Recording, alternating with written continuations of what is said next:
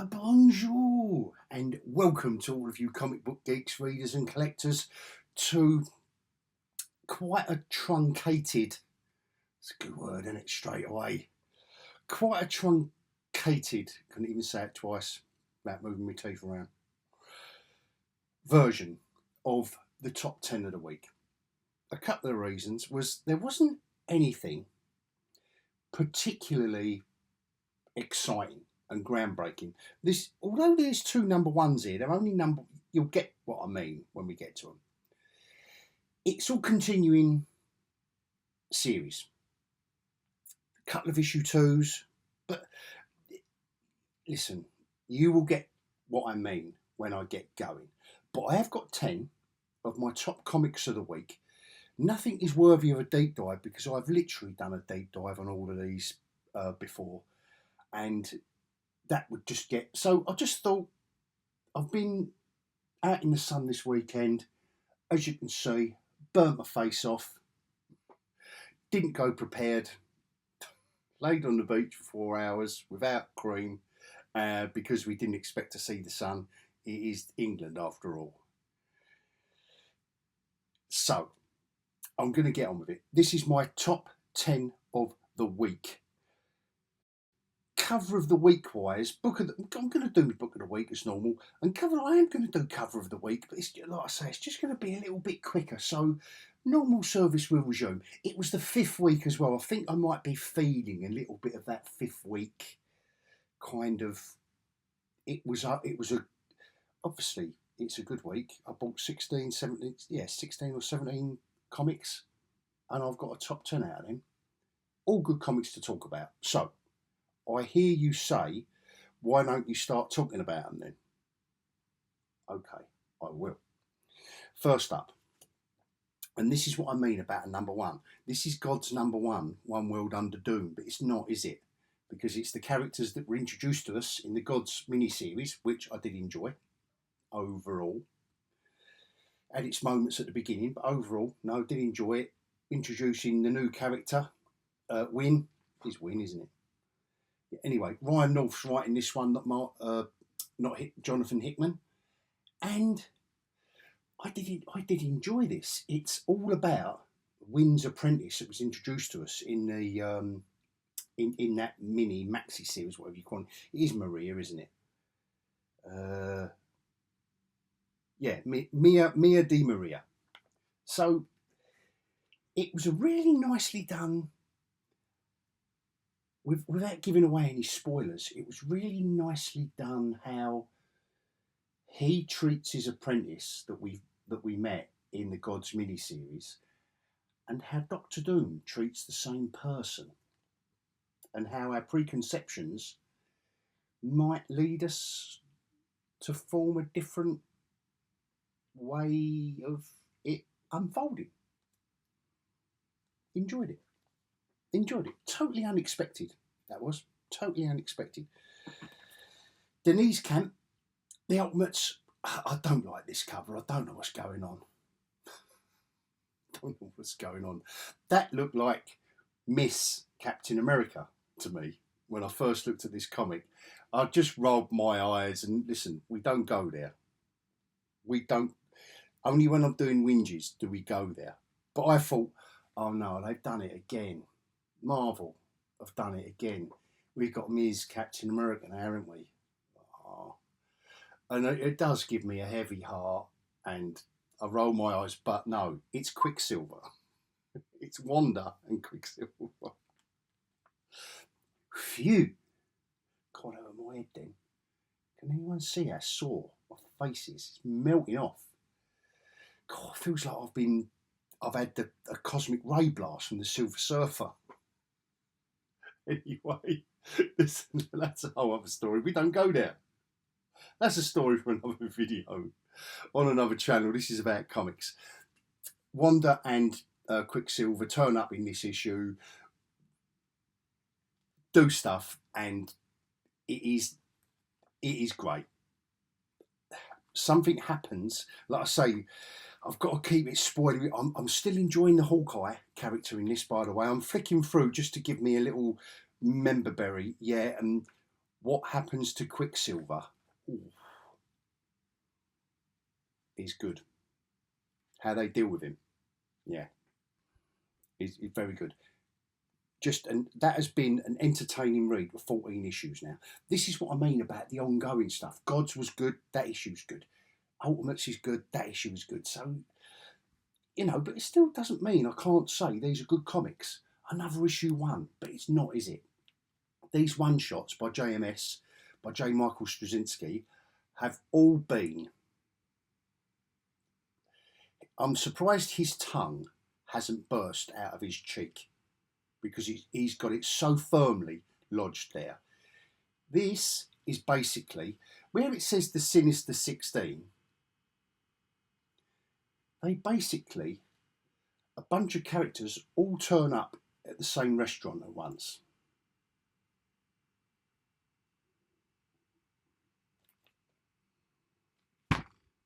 But I enjoyed it. One and done, I enjoyed it. So that's all I have to say about that. But it was done in such a way, all of those JMS issue 1s, like the Captain America and Volstagg that I mentioned in the whole video. I can't remember. There was a Doctor Doom one with someone else. They are all tongue-in-cheek, kind of really, almost throwaway. Are they a throwaway price? Not really. Anyway. Another issue of Bring on the Bad Guys that I've thoroughly enjoyed.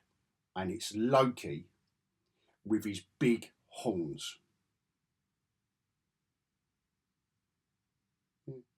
I like Loki.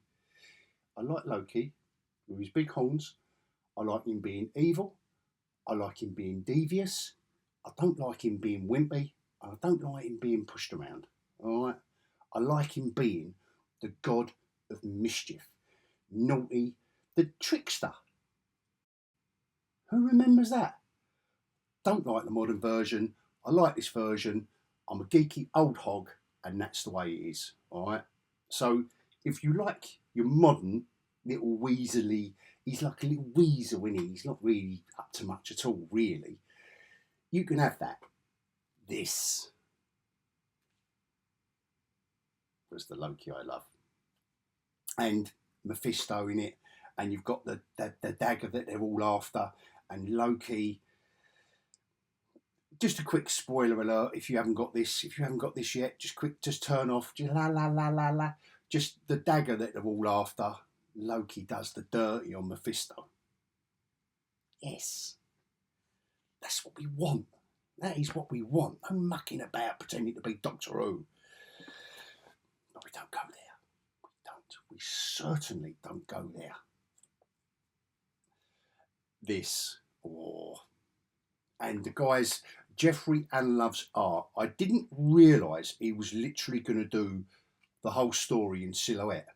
Like every character is in silhouette. I thought that was just a trope for the first issue, and it might have kind of gone somewhere else. But no, this is a dark. It's just a weird, unsettling. The artwork, his artwork is so unsettling. It makes the setting of the story so weird, even though they're only in a diner. It just, the whole thing. I don't think I've read anything quite so unsettling in quite a while. And I think issue 3 is going to really, really kick off. Issue 1 kind of introduced us to what's going to go down. This issue kind of introduces us to the characters we're going to come to know and love for the rest of the series. I don't know how many issues it's going to be. So next issue is going to be the bloodletting issue. Let's see how near I am to that prediction. I think I also recommended this last month. I've really got into the groove of it now, and especially when it's Checchetto on the artwork, it's a wonderful thing. He's a great artist, a great comic book storyteller. In conjunction with Hickman, calming down a bit. I think he is calming down just nicely enough for me, and settling into not making things too convoluted. Just just chill. Just chill out, man, and give us the Spider-Man stories. And we've got Black Cat in this, the further adventures of Black Cat and Peter Parker's son and the symbiote. Good use of that. Again, ongoing series that I am ongoingly enjoying, as I am with this. Kev Walker on the art duties. It does kind of suit this.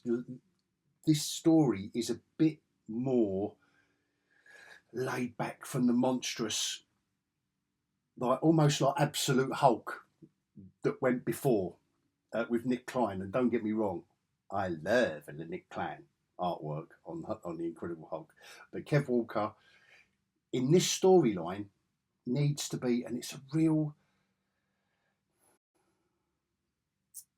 It is that it is Daniel Warren Johnson, Philip Kennedy, not Daniel Warren. The Johnsons, these 3-barrel Johnsons, are mucking me right about. They are Philip Kennedy Johnson in this. He's weaving a gothically horror-centric story for the Hulk and the background of it all, and that Charlie Tidwell that is his kind of companion in this storyline for like over 2 years now, issue 27. So it is that horror-centric thing. But what he's also doing, he every now and again, he just kind of brings it, the kind of breaks go on, like it is in this latest storyline, and he brings it right down to the human level, involving a similar theme to how we was introduced to Charlie Tidwell right at the beginning. So it's obviously something that Philip Kennedy Johnson is concerned about and wants to write about, and I love that.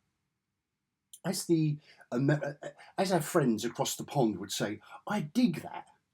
I dig that, man. I don't know why I've done a more English accent, trying to be more American. Don't know why I did that.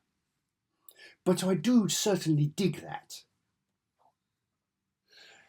Wow, this was certainly not approved by the Comics Code. Scenes of suicide. It's gone from. This goes from Twilight Zone-esque treatment of how society is, and good science fiction is always based on what's happening now. And I think that's why I enjoy this, because all of these stories are based on the insanity of what's going on right now in our collective societies. I'm sorry if that's really overgeneralising it, but I think most of you are going to get what I mean. Maybe I mean Western society. It showcases the bleakness of it, and this is bleak. But yeah, I can't spoil it. Bleak, but they're little. Each issue of that has been just a vignette, like I say, about like honing in on one aspect of, whether it's loneliness, whether it's not being recognised for your talent or your parents. There's loads going on. So I do thoroughly recommend this. If you're into some serious, there's a lot to think about in these. They're quite wordy as well, but I'm really enjoying them. And the nearest I can get, it's not like Hyde Street from Ghost Machine. When I say Twilight Zone with Hyde Street, that is the classic kind of over-the-top fantasy way of doing that shtick. This is more like Black Mirror, the other end, which I would say Black Mirror is like the mirror image of Twilight Zone. See what I did there? Oh, you must be so glad that you're witness to this genius. You must be. This must make you so happy you're a sexy subscriber. No? No, all right then. And I did say this in the whole video, so forgive me if I am repeating myself, but I do enjoy this. And there was, without singing a song, there was tragedy in this. Can I ever forgive myself for that? If you know, you know, by the way. And if you don't ask me in the comments. There's just tragedy. See, I've done it again for you. In this issue. And yes, if I was going to do cover of the week properly, it would be in my cover of the week. Yes, this would have sucked me in like a No, don't go there. I've told you we don't go there on the review videos. This would have sucked me right in. I'm being silly now, sorry.